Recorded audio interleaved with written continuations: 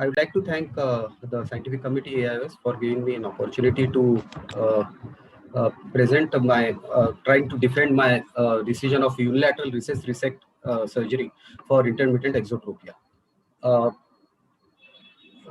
According to Bayesian's classification, there are 4 types of intermittent divergent squint. Uh, Mainly, it is a basic exotropia where the deviation for distance and near is the same, a pseudo divergence excess, a true divergence excess, or a convergence insufficiency.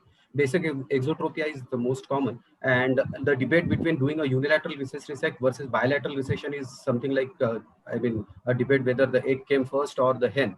But I will go with recess resect because a unilateral recess resect, you need to patch only one eye post-operatively, whereas in these cases, bilateral resection, perhaps you might need to patch both eyes, though that is not a major advantage. The other advantages I will tell you.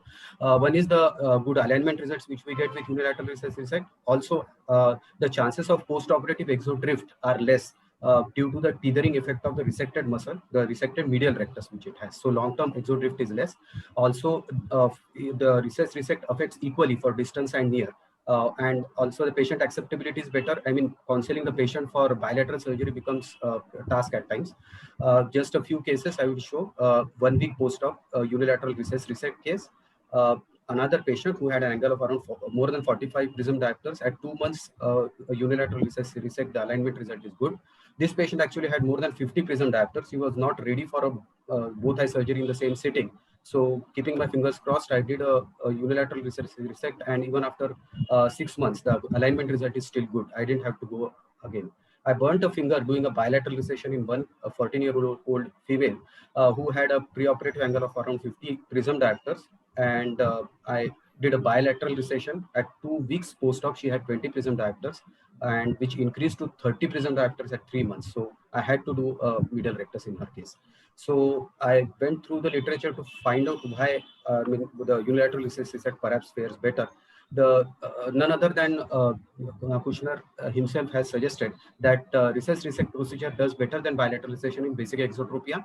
Usually it affects the deviation for distance and near equally, and whereas bilateral resection tends to affect more for distance than for near, and also the tethering effect of the resected muscle, which I have already mentioned.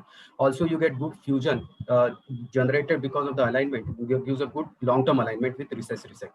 Also, there is increasing the dosage for bilateral resection, like doing more resection will actually result in lateral incompetence and diplopia in the extreme cases. True divergence excess is not as common, and as is seen in clinical examination, many of the cases, even if a divergence excess, also a unilateral recess resect might perform better.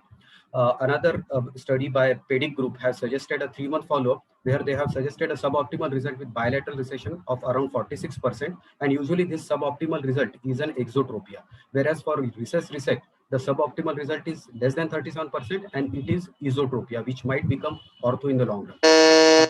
Just a couple of meta-analysis studies. One is by a Chinese group. They have suggested for bilateral, unilateral recess resect, the odds ratio is 0.5, whereas for bilateral recession, it is around 2.44.